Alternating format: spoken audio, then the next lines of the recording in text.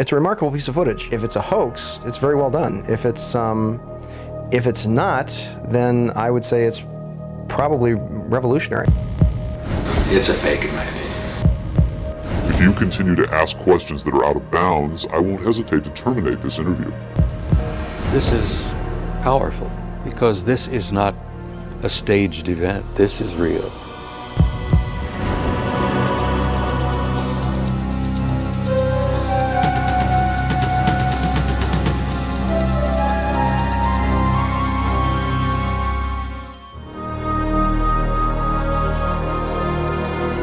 Interest in UFOs and Area 51 is at an all-time high. Last year, a highly rated TV special and best-selling home video purported to show an actual autopsy of an alien being from the famous Roswell, New Mexico crash of 1947. Many people and even some experts believed that autopsy footage was genuine. If that was indeed the body of an alien being from another world, could the footage in this program be the world's first hard visual evidence of an actual living and breathing alien being? An alien being communicating in an interview with a highly covert arm of the US government? If the footage we're about to show you is genuine, then this could very well be the most important video in the history of mankind, proving once and for all that we are not alone.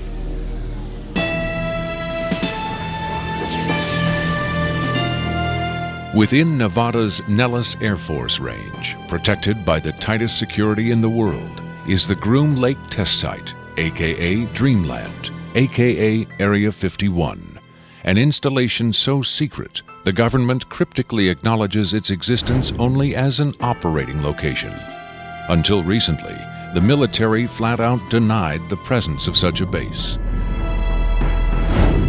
It has served as the testing ground for many secret research and development projects, such as the U-2 and SR-71 Blackbird spy planes, the F-117A stealth fighter, and now the SR-75 penetrator, the super-secret replacement for the SR-71. Every morning, a select group of specialists with high security clearances, some reportedly as high as 38 levels above top secret, arrive at McCarran Airport in Las Vegas to be flown to Area 51 aboard a Boeing 737. From the time they leave the ground until they return to Las Vegas at the end of each working day, they enter a world no outsider can ever truly know, except through rumor and the occasional shocking revelation. In 1989, a physicist named Robert Lazar went public with the stunning claim that the United States government was test flying dish-shaped aircraft of extraterrestrial origin at Area 51. Interviewed in silhouette by a Las Vegas TV reporter, Lazar, calling himself Dennis, claimed to be employed at a site on the outskirts of Area 51 known as S4, where he was part of a team attempting to back-engineer the saucers to discover the secret of their advanced propulsion system.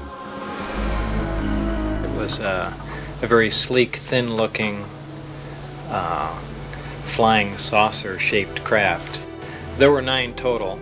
I only got to essentially work, back engineer, or analyze one of the craft. It's very plain. It's all one solid color, a grayish pewter color, the same color as the outside of the craft. There are no sharp corners anywhere. Every device in the craft, the seat, the amplifier housings, everything has a rounded corner on it, almost as if it was all fashioned out of wax and then slightly melted, so everything curved, even where the ceiling meets the floor on the end. Everything has a curve to it. Very, very plain, very wide open, very impractical use of space. And there are 3 levels. The lower level houses the amplifiers themselves that swing, the 3 of them. The center level is where you enter the craft, where the seats and the amplifiers are, and the top level is a small area, and I did not have access to that, so I don't know what's up there. Absolutely alien craft, there's no question about it. Well, first of all, the scope of the project was to back engineer it. If they were United States craft, we wouldn't be going backward trying to find out how they were built if we had built them. Second of all, the size of the equipment inside, the size of the seats, the materials that were in use, completely alien to us, pardon the pun, and the fuel, element 115, essentially non-existent. All these factors together, and of course the briefing information stating that they were alien craft. Along with Robert Lazar, rocket scientist David Adair is one of the few individuals who will go on record concerning his personal experiences with alien technology at Area 51. Was not of our origin. They shouldn't have let me see that. And then in the results of it, they locked me in a room. And the reason they locked me up in a room was because I wouldn't tell them any more about how the engine would function, and they started getting a little bit more perturbed about that. A former consultant to NASA and top aerospace companies, Adair claims that in 1971 he was brought in to study the engine of a downed flying saucer.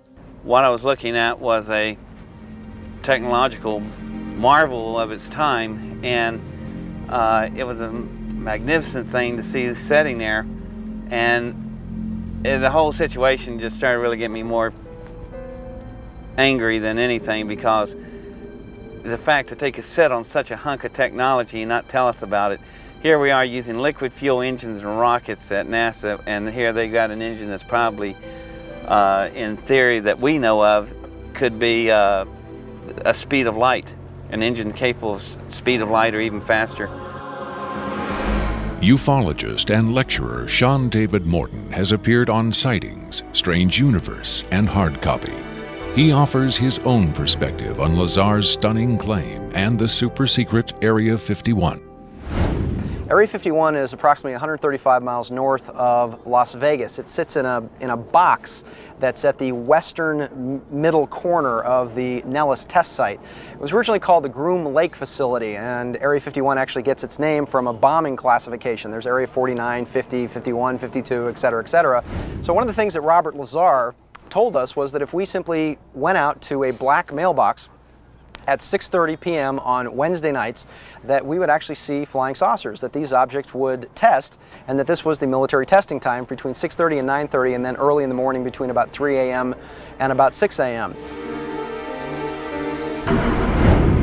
Vigorous efforts have been made by employees of the government and others to debunk Lazar's claims and discredit him personally. Nevertheless, Area 51 has become the center of a raging controversy, whether in fact certain clandestine agencies of the U.S. government are in secret contact with alien beings.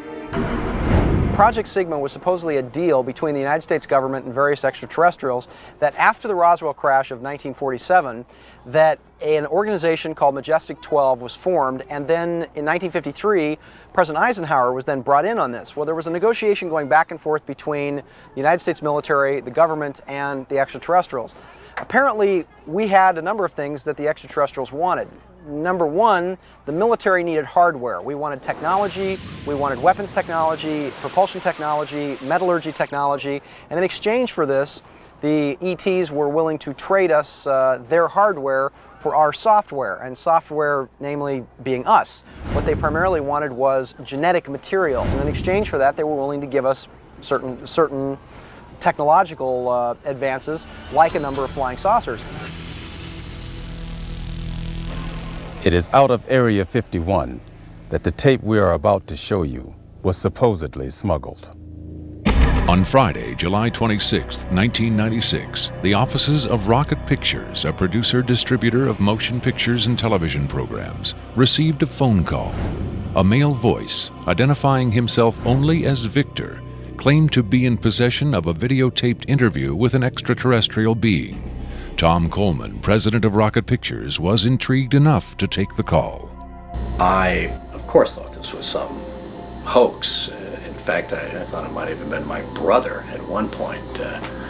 But as we spoke, this was someone who seemed to be very serious. We went back and forth on this, and I basically decided that, this is a little bit too weird for me. Thank you and goodbye. As I hung up, I had a very strange feeling that maybe, just maybe, there was something here. He said he had a tape of a space alien, an ET, that was being held in a military installation in Nevada. I'm not sure as a prisoner or a guest. And he had this on tape. As we've already heard from Sean Morton and others, this is not the first time allegations have surfaced that the U.S. government is playing host to extraterrestrial biological entities, or EBEs.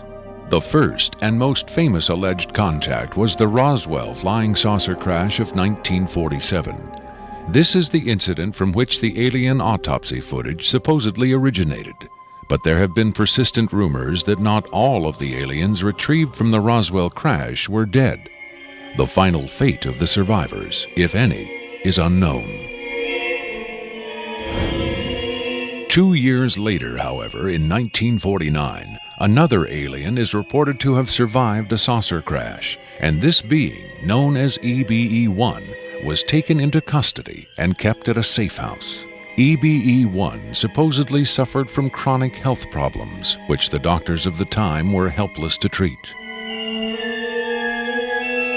According to a controversial, possibly fraudulent briefing document dating from the Jimmy Carter administration, EBE-1 was interviewed by means of pictographs, from which it was learned that he came from the Zeta Reticuli star system. Can we eliminate one or more of these categories from discussion? The laborious process of developing a set of symbols that could be used and understood by both human and alien amounted to the creation of a new language. If such an effort was made, it represents the greatest achievement in linguistics since the deciphering of the Rosetta Stone.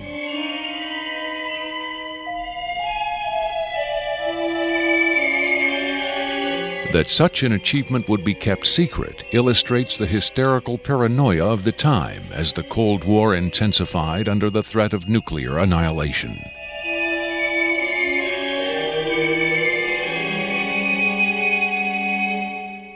The so-called Carter-Aquarius briefing document states that EBE-1 died of unknown causes on June 18, 1952.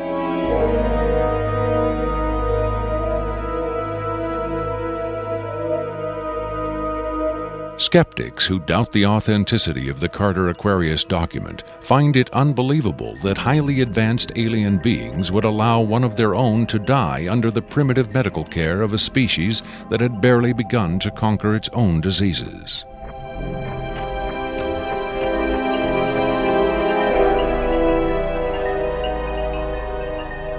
But as we will hear, there are those who claim that to the aliens, death is not a final end to be feared, but a mere transition. It was in the late 40s and early 50s that the U.S. government's policy toward UFOs was formulated. Publicly, there was Project Blue Book, which made a great show of gathering data on all the major UFO sightings, finally declaring them all to be hoaxes, mass hysteria, or swamp gas. But secretly, there may have been another policy at work. Over the years, several documents have come to light which seemingly confirm that a clandestine group, Operation Majestic 12 Group, aka MJ-12, was formed by special classified presidential order on September 24, 1947, for the express purpose of gathering information on UFOs and extraterrestrials, while at the same time keeping such information not only from unfriendly powers, but from the American public as well. If indeed Area 51 has become the nation's repository for alien technology and possibly alien visitors, then the extra-constitutional justifications for such secrecy were developed in the MJ-12 Group's planning sessions. James B. Forrestal, Secretary of Defense under President Harry Truman, is widely accused of being the mastermind behind the creation of MJ-12. Once created, Majestic may have expanded its mandate beyond what Forrestal had intended.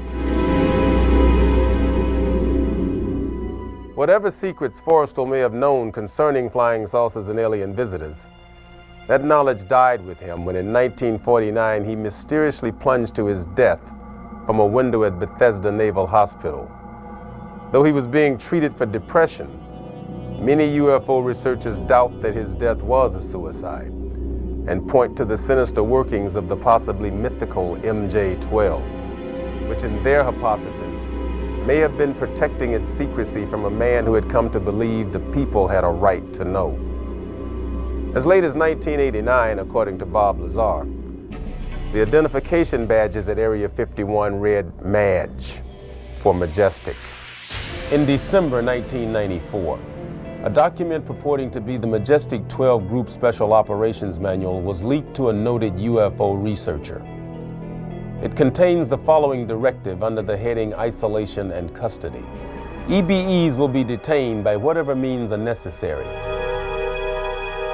and removed to a secure location as soon as possible. There follows this disturbing amplification. Although it is preferable to maintain the physical well-being of any entity, the loss of EBE life is considered acceptable if conditions or delays to preserve that life in any way compromise the security of the operations. From the beginning of the UFO age, it seems, secrecy was always the government's prime directive.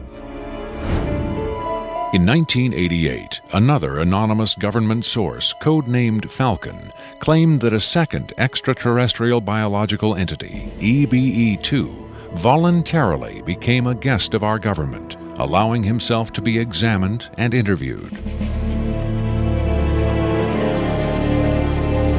In this scenario, Area 51 became, for a time at least, a sort of extraterrestrial embassy, the setting for mankind's first attempt at diplomacy with beings from another world. Different sources disagree as to how communication was established.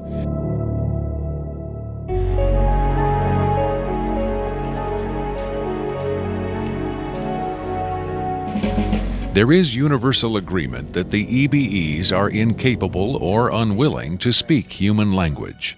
In addition to the pictographs used by EBE-1, it has been reported by Falcon that in the early 1950s, EBE-2 was fitted with some sort of artificial voice box, allowing him to speak words, and that he learned the English language very rapidly.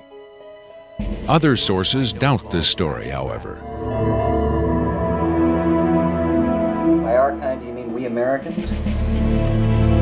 What has been reported most persistently is that the aliens communicate via thought projection, or telepathy. They would have been tortured, made to give up their secrets, instead of questioned in this friendly manner. We cannot be forced to communicate. Has it been tried? Not by us. We speak to who's ever willing to listen. The idea of telepathic communication with alien beings carries with it the same doubts and controversy attached to telepathy itself. Do the practitioners of this ancient art really have the ability to read minds? Or are they crafty charlatans who simply tell the listener what he or she wants to hear? If the cynics are right, then the self-proclaimed telepaths recruited by the government in the 1950s were playing an astoundingly daring hoax by claiming to speak for the mute visitors from the stars. Defenders of telepathy call this notion preposterous and point to the long history of government-funded research into mind reading as proof that their science has merit.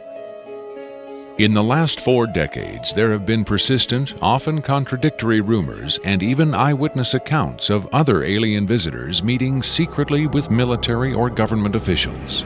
But what about today? The Tester Corporation has recently come out with a model kit of Gray, the extraterrestrial life form, and a scale model of the so-called sport model, the UFO Bob Lazar says he studied at Area 51. This UFO kit has quickly become one of the most successful model kits in the history of the company. If the military is, in fact, conducting tests of extraterrestrial spacecraft at Area 51, then where are the alien creators of these craft? In his first TV appearance under the pseudonym Dennis, Bob Lazar was asked if there are living aliens at Area 51. Clearly nervous, he evaded the question by saying, quote, "I really want to steer away from that right now," unquote. In subsequent interviews, however, he admitted catching a glimpse of two scientists talking to a strange short figure with long arms. He also reported seeing several documents that seemed to contain first-hand information on alien civilizations. Lazar is skeptical of a claim made by Falcon that a group of EBEs have been given complete control of a separate base within Dreamland. But he does admit having read a report of a tragic misunderstanding between military personnel and alien beings in the late 70s. Lazar states that it had to do with bullets the MPs were carrying, and that the bullets might explode, possibly due to a field the aliens had generated in that area. This encounter supposedly resulted in the deaths of all the humans involved by head wounds. But if there was ever a large-scale alien presence at Area 51, Lazar saw no evidence of it doing his work at S4 in the late 80s. Is it possible that the deadly misunderstanding of 10 years earlier brought human-alien cooperation to an end? In his September 21, 1987 speech to the UN General Assembly, President Reagan himself did little to dispel the notion that this deadly misunderstanding brought human-alien cooperation to an end. In our obsession with antagonisms of the moment, we often forget how much unites all the members of humanity.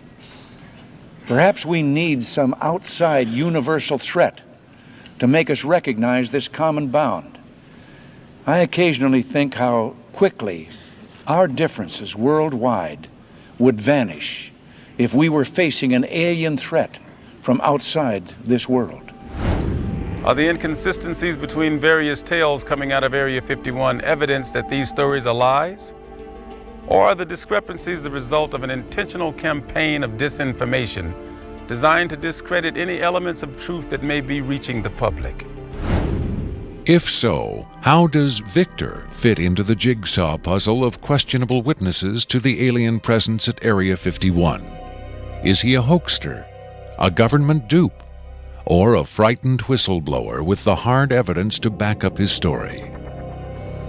I made it very clear to Victor that his credibility was the entire issue here, and that everybody's going to think this is a hoax, and that how are they going to possibly verify this? What he said was, you can do anything you want in terms of verified, any type of due diligence. He will answer whatever questions put forward. We could do whatever type of checking. We could bring in experts. We could have the tape tested. We could, in fact, he encouraged all of these aspects. He just did not want his face and his real name revealed.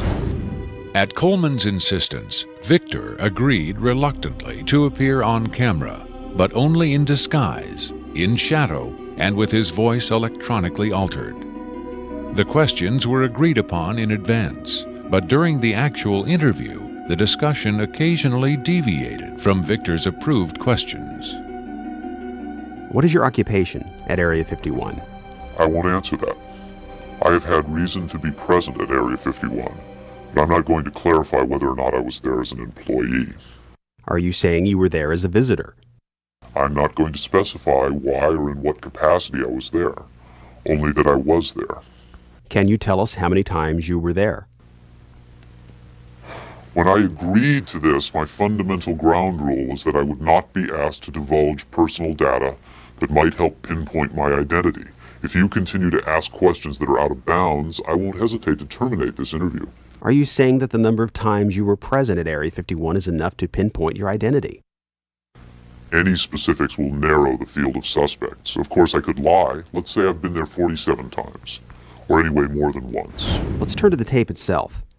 The copy you've supplied is not the original tape. No. Was the original at Area 51 when you copied it? That's out of bounds. Is it fair to assume that the copying of tapes at Area 51 is heavily restricted? You can assume anything you like. I would say that's a fair assumption. That's obvious. I will say that this tape was copied under special circumstances. Otherwise, copying it would have been impossible. Can you be more specific? More specific? Okay, I'm sure they've figured this much out already. Recently, there was a wholesale transfer of video documentation from analog tape to digital disk storage. In a couple of instances, this allowed data to leak from a highest security system to a less high security system. Even so, this particular tape was the only... I think that's about all I'll say about that. Was there something about this particular clip that made it more accessible to be copied? Not necessarily, no.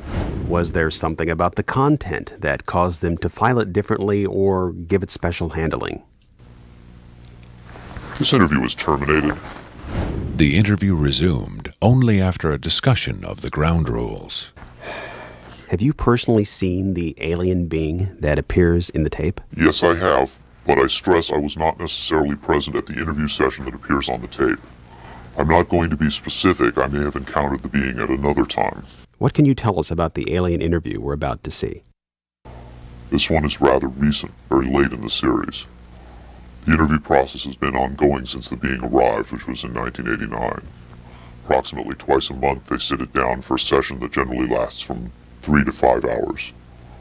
If they try to go longer than that, or if they schedule the sessions more frequently, the being becomes unresponsive. There's a fair amount of infighting among the scientists from different disciplines to get their questions asked. What has the alien revealed?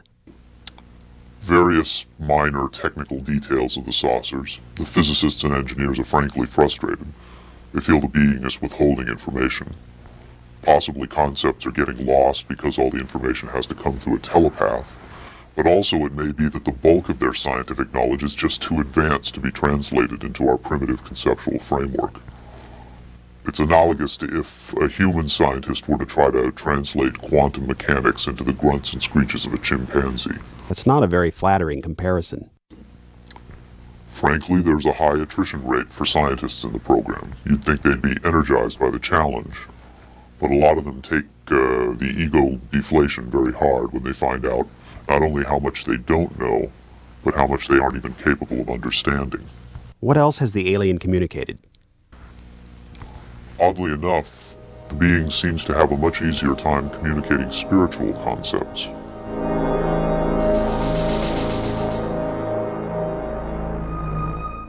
The human body is a vehicle, a vessel. And the vessel must be maintained to serve the spirit with maximum efficiency. But a broken vessel can be replaced. The human spirit, or the soul, can have many vessels. Is the process natural or technological? Both are one. Technology is a natural excrescence of humanity. Technology is a process the vessel uses to perfect itself. So this transference of the soul from vessel to vessel, did your kind create the mechanics of it, or is it a natural... Did it predate the intellectual creation? Before understanding must come acceptance. And it's not technological. Well, I think what he's trying to say is that the question is meaningless. The soul can travel from vessel to vessel. Reincarnation, transfiguration, whatever. It's real. What I'm getting at is, does he know how it's done? Victor uses the term vessels to refer to the alien's conception of the body as a disposable vehicle for the soul. The UFO cult known as Heaven's Gate used the term containers in a similar context. The mass suicide of the Heaven's Gate cultists illustrates the dark side of accepting such ideas at face value. Doe, the Heaven's Gate cult leader, preach that humans can pass from container to container. The mysterious Victor, on the other hand, harbors no such belief. In his interview, recorded months before the Rancho Santa Fe tragedy, Victor made his attachment to his own earthly vessel abundantly clear. And let me just state here publicly, to head off any clever ideas anyone might be having, I have never been, am not now, and never will be suicidal. But how would the public know if something happened to you since we don't know who you are? I'm taking care of that, trust me. If something happens to me, if I die, people will know who I am. Do you think it's a reassuring sign that these aliens can communicate with us on a spiritual plane? It would be nice to think so, but I'm not sure if it's really such an achievement considering the mismatch between our intellects. I mean, you're not going to have much luck making your dog understand calculus. But if you pet him on the head and say, "Good dog," aren't you communicating spiritually? And doesn't the animal control officer say, "Good dog," when he comes to put some poor stray to sleep? Doesn't the vet try to reassure the animal just before he spays it? When you're dealing with beings whose intellect is so far beyond your own, I don't think it's safe to assume they have your best interests at heart. What about the content of the tape segment you brought? As I said, this is late in the series. In fact, it's quite close to the end. Because of his unwillingness to reveal his own identity, Victor's story stands or falls on the credibility of the tape he supplied.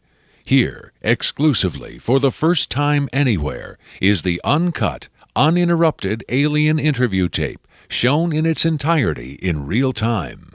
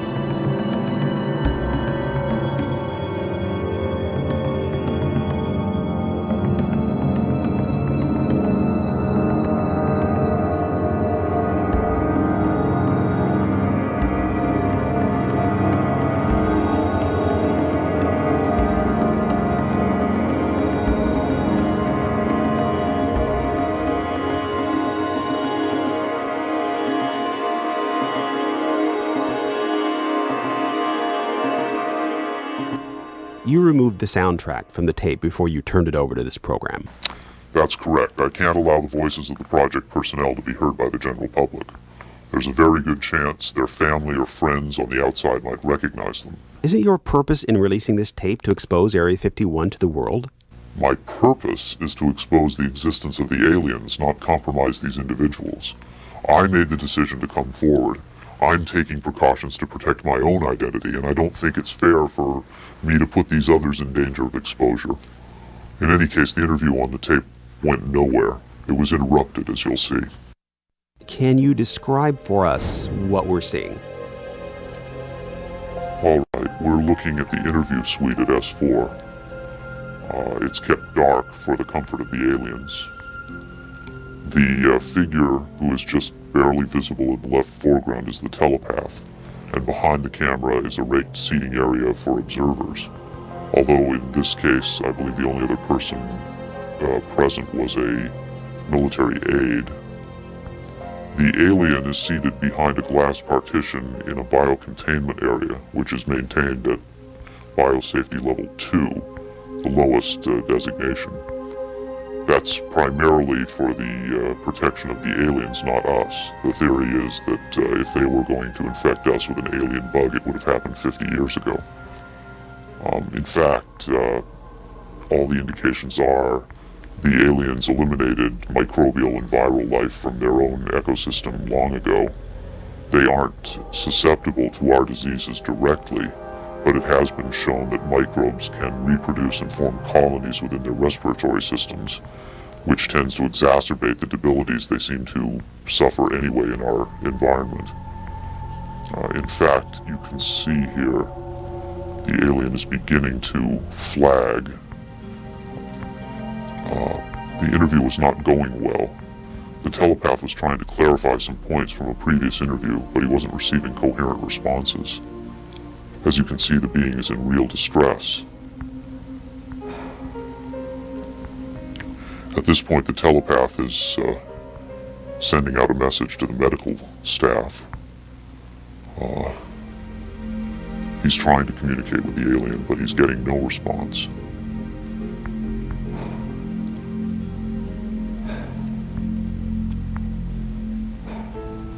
There's very little he can do.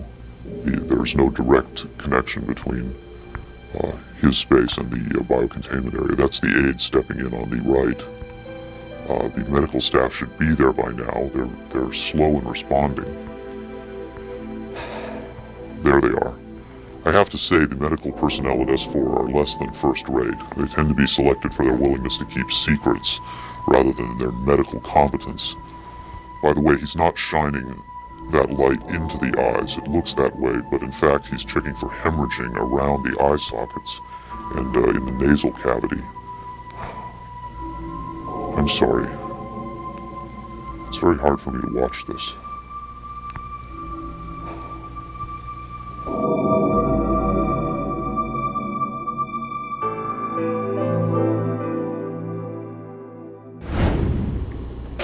You're asking me if I think this is real? That have I finally seen a space alien?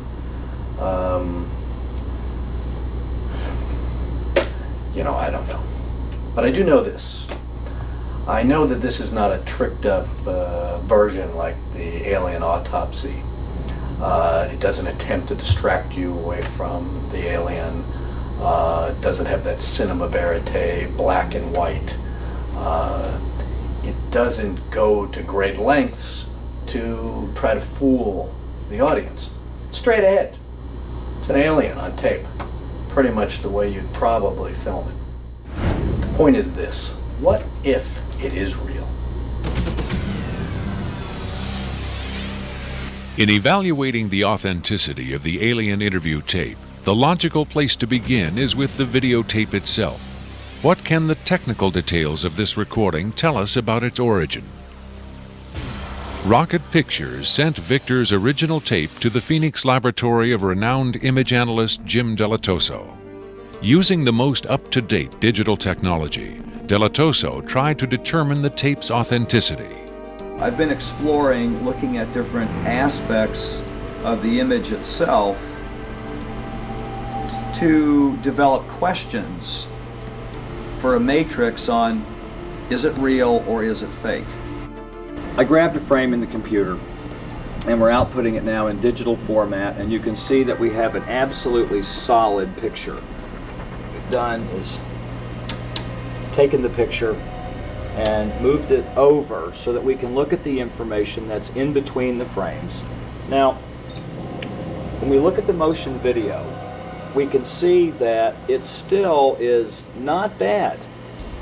And when we have this little indicator down here, it tells me that the original image was transferred using some kind of time-based corrector. These are video screens up here, television, video monitors, and they're off at an angle. If this was shot using a video camera with lines on it, we would see moire patterns up there, and we don't see the moire patterns.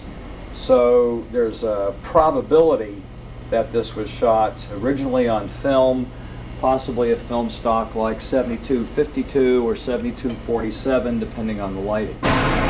The idea that these images may have originated on film is in direct contradiction to Victor's statement that the interview was shot on video. On closer inspection, Delatoso decided the images could indeed have been recorded by a video camera under certain specific conditions. In this case, I get the sense of it that this was originally created using either film, transferred telecine to beta, that then this is the third generation, or it was taped under very low light conditions with the video gain boosted probably 12 dB. Even the emotionless analysis of a computer cannot provide a definitive answer. Delatoso's efforts yield tantalizing hints, but in the end they only increase the mystery. One of the key things about this creature are its eyes. Like the other experts, video analyst Jim Delatoso was emotionally affected by what he saw. He took the tape very seriously and offered this personal opinion. If someone faked this, I don't like these people. I think it's a bad thing for people to do, because if extraterrestrials come here, it's an incredibly important thing to understand who they are and why are they coming here. If this is not faked, I think we've got a glimpse here of a sense of communication with someone who came from a long distance away. When asked his opinion of the alien interview, Adair was careful to answer only in terms of his own experiences. If you're referring to the film where it's aliens being interrogated at Area 51, I don't know. I've never seen a UFO in my life. I've never seen aliens pickled in a jar or anything like that. But I know I saw an engine that wasn't from our terrestrial technology.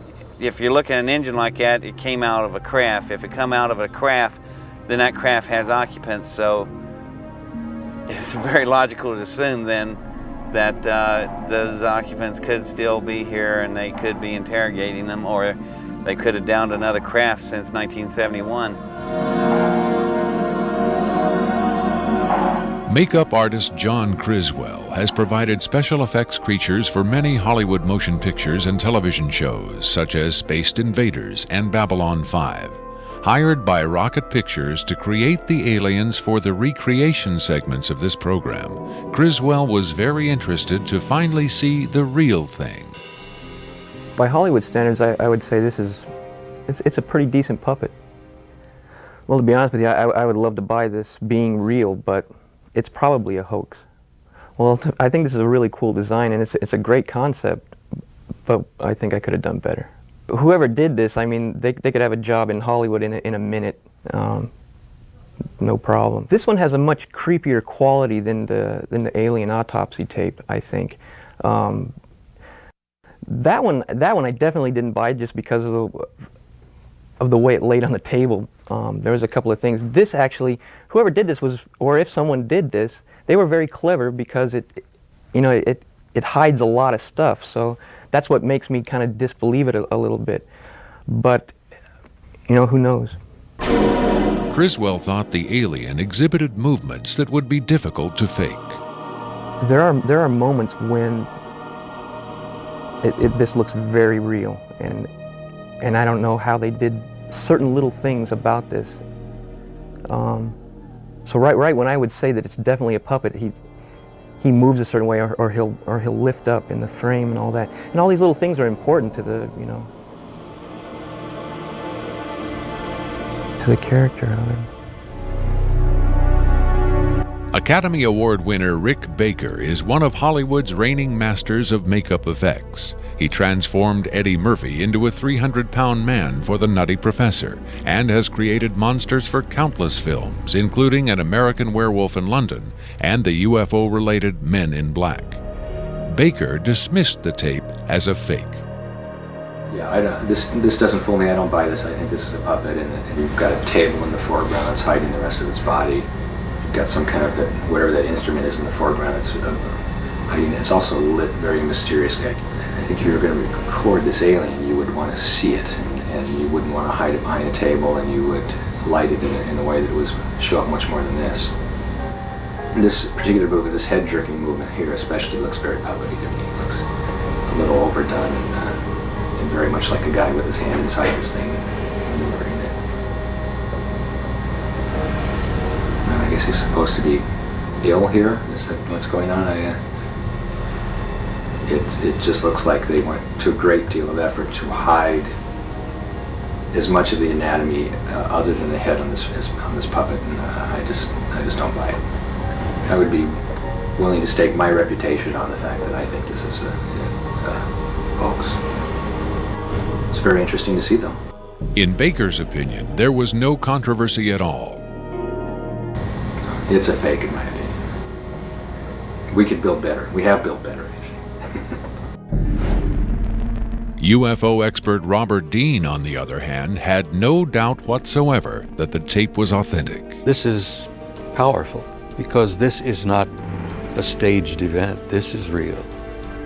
In the 1960s, Robert O. Dean served as an Army intelligence analyst at NATO headquarters in Europe, where he claims to have seen first-hand evidence of alien beings and their artifacts. Retired from the Army, he is now a highly regarded UFO researcher and analyst. Dean was asked to view the tape and offer his expert opinion. They're treating him like a piece of livestock, wiping his lips. Calling on his own first-hand experience for comparison, Robert Dean was stunned and moved by what he saw. That breaks my heart.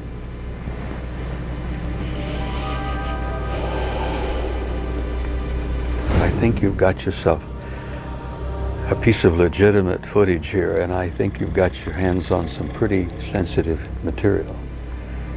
I don't know how the hell you got this. I don't know who you got it from, and frankly, I don't want to know who you got it from. But you got yourself a tiger by the tail with this footage. I would say, and I know that that's one of the things you ask of me, is that you've got yourself some legitimate footage of one of the little guys being interrogated and filmed. And there's a reality to it, and there's a sensitivity to it that literally breaks my heart. But I tell you very strongly, you've got something here that is very sensitive. Well, I know that the level of classification on this kind of a thing is so far damned above top secret that you can't imagine how sensitive this kind of thing is, and how delicate it is, and how tightly the government sits on anything like this. Sean Morton looked for clues to the tape's authenticity in the technical details of the interview's setting. Okay, there's a couple of interesting things about the tape right off the bat. Morton tried to decipher the time code at the bottom of the screen. First off, what you're looking at in the time code is DNI, is Department of Naval Intelligence. So Department of Naval Intelligence, this would probably be a file number 27. It could be a security level, however, because security levels are supposedly go up to Q36, or the highest ones that we know about. The first interesting thing about that is that I'm noticing what looks like a medical monitor, and look at how slowly and erratic the heartbeat is.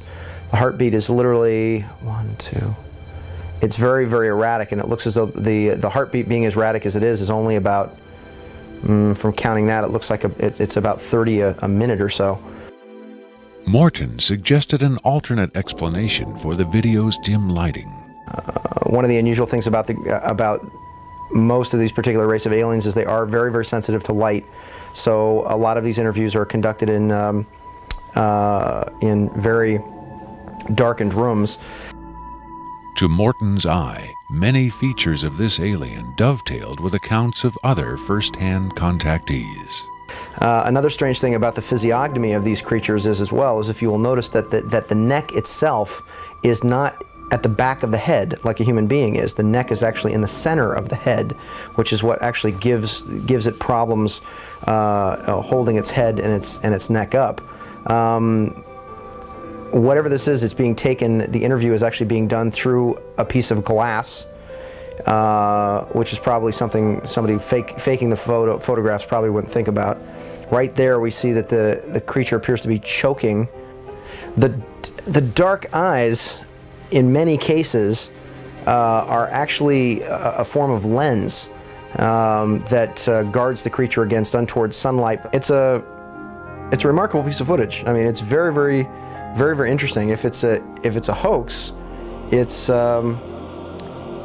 very well done. If it's not, then I would say it's probably revolutionary. Another expert who was asked to examine the tape was Michael Hesseman, one of Europe's leading UFO researchers and author of the international bestseller Beyond Roswell. When I got the first information about the alien interview footage, and when I saw the first picture, I said there might be a connection to a real incident. Hesseman was intrigued both by the alien's appearance and by Victor's claim that the being arrived at Area 51 in 1989. If it is authentic, it might be the most significant film ever published, ever shown on television. For several years now, Hesseman has been investigating reports that the South African Air Force shot down a flying saucer in the Kalahari Desert in 1989. According to Hesseman's sources, 2 survivors were retrieved from the downed saucer. One was sent to Wright-Patterson Air Force Base in Ohio, and the other to Area 51. The extraterrestrial in Victor's tape bears a striking resemblance to descriptions of the Kalahari ET, and the timing of its appearance at Area 51 is consistent with the South African incident. If you see the drawings we have of the Kalahari alien and the descriptions we have, it seems to be the same being. And the Kalahari incident puts the alien interview footage into a context and gives it at least a probability that it might be real. It might be the real stuff, we just don't know.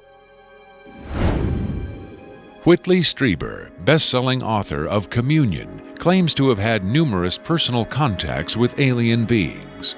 He has become the de facto spokesman for the growing number of people who claim to have been abducted by extraterrestrials. The nationally syndicated television program Strange Universe asked Strieber and several other abductees to view the alien interview tape. What Strieber saw left him profoundly shaken.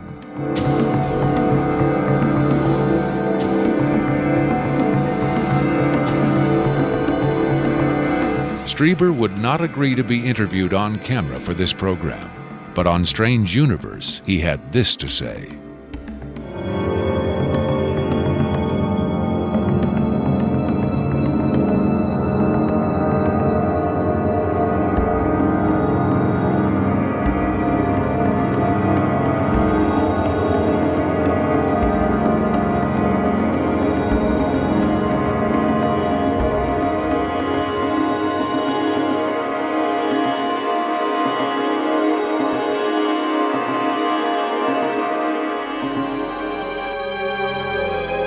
On May 23, 1997, Victor gave a radio interview on the nationally syndicated show Coast to Coast AM with Art Bell. Speaking by telephone from an unknown location, Victor answered questions from host Art Bell and his guest, UFO expert Sean Morton. From the Kingdom of Nye, Coast to Coast AM continues with Art Bell. It is going to be a very interesting morning. Let's see if we've got Victor on the line. Victor, are you there? I'm here. Welcome to the program, Victor. Afterwards, this is what Bell and Morton had to say about Victor's credibility. What a hell of an interview, huh? Boy, oh boy, talk about making history on the radio. It was, as far as I could tell, he answered every question properly as far as exactly where the locations are, to the, descriptions of the, the transports, the 737s, to the CTS-43s, the retinal scans, the 5 levels at S4. A veteran of countless controversial interviews, Art Bell still found himself impressed by his encounter with Victor. In the first, I think, half hour, I sensed that I was getting a kind of a runaround, or that I was not satisfied with the quality of the answers that I was being given. But as the interview progressed, and Victor, to some degree, began to relax, I began to get a different sense, and that was that he was telling me the truth. I think Victor was scared. I think Victor really is scared. And so my judgment of the interview after about the first, maybe 20 minutes, half hour, is that we began to get some real information. It was a significant milestone. There's no question about that in broadcasting.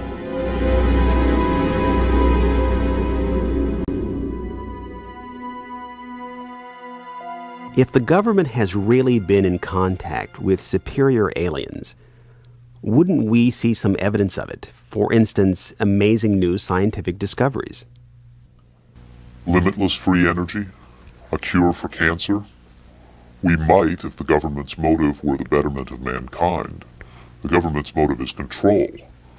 And just as much as they crave control, they fear loss of control. Knowledge is power, but power does not necessarily confer competence. The people at the top of this program are intellectually very average. They're not capable of making proper use of what's been handed to them, but they have no intention of letting anyone else ever get a chance to solve the puzzle. And let's not forget there's also the real possibility that the government is being manipulated by the extraterrestrials for their own purposes. You could have released this tape to the news media, but you insisted on being paid for it. Doesn't that cast doubt on your own motives? Yes, and I was aware of that going in, but that's a cross I'm prepared to bear. I find it disgusting that the most important event in human history is being kept secret simply because certain unimaginative officials have the power to do so. But at the same time, I do see the irony in my own actions. All I can say is, had I had the choice, I would not have insisted on profiting from this revelation, but since by lifting this veil I've endangered not only my career, but possibly my life, I felt the need for some small measure of monetary freedom to deal with any eventualities. And let me say, I could have demanded significantly more money than I did if I had been willing to compromise my anonymity. There have been other whistleblowers who jumped at the chance to become celebrities, which I think casts even more doubt on their motives than some people may be casting on mine. Do you believe your life is in danger as a result of making this tape public? I would hope not. I would like to think my government is a little more civilized than that, but at the same time I don't intend to give them the chance to prove me wrong. At any rate, to a certain extent, I'm counting on being disbelieved. Obviously, they would like me to be perceived as a hoaxer. If something were to happen to me, if I should die suddenly in a freak accident, it would obviously lend credence to my story, and I assume they understand that and will act or not act accordingly. Why should anyone believe this tape is authentic? Use your own judgment.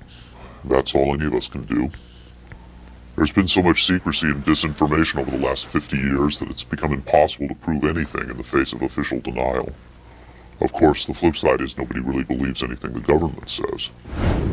Robert Dean heads a growing movement lobbying Congress to release former NASA intelligence and military officials from their security oaths so they can talk openly about U.S. involvement with UFOs and aliens. As early as '49, your government knew we were dealing with extraterrestrial intelligence. And then it sort of blew up more and more. Every year there were more discoveries, more conclusions, more contacts. And as you probably know, we have indeed retrieved crashed hardware, and we have reverse engineered it, and we have indeed been flying some of that hardware in this base not too many miles outside of Nellis, near Las Vegas.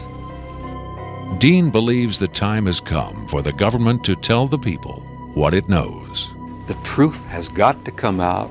We're over 30 years too late. The people not only have a right to know, they have a need to know. And damn it, I stand in this belief, and I will say this and stand by this till the day I die. Congress has the responsibility, Congress has the obligation to the people, to the Constitution, and to the nation.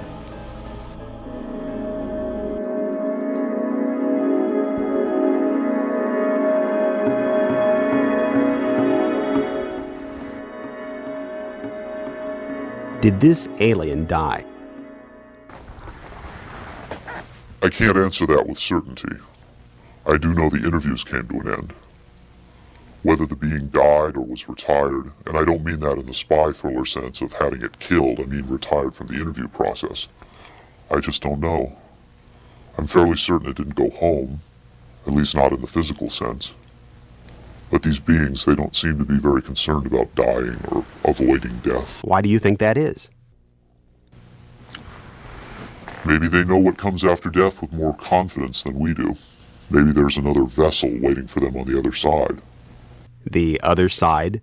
Yes, which may in fact be where they come from in the first place. I've heard the claims that they come from Zeta Reticula or the Pleiades, but it hasn't been established that they come from out there at all. Their saucers may not travel through space as we know it. They may fold in from another dimension, another reality. You make them sound almost supernatural, like angels or devils. Supernatural is just a term for aspects of nature we don't understand. For many people, they certainly do serve the functions of both angels and devils, forces we can't comprehend. Have you had enough of me? I think I've earned my money.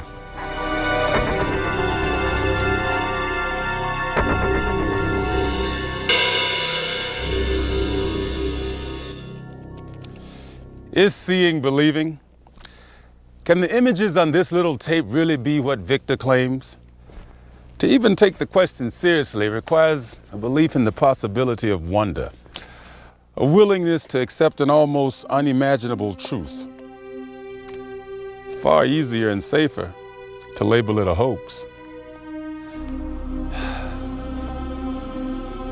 I'm standing on Nevada Highway 375. America's official extraterrestrial highway, redesignated last year by the legislature in acknowledgement of the worldwide fame that has become attached to this desolate spot. Beyond those mountains is Area 51, the most widely discussed secret place on Earth. Whether as a hoax or mind-expanding revelation, this alien interview is now a part of the Area 51 legend. There will come a day when the secrecy at Area 51 ends. When that day comes, then we will know whether this tape was real and what the true motive was for its sudden appearance. Until then, we can only speculate, investigate, and hope.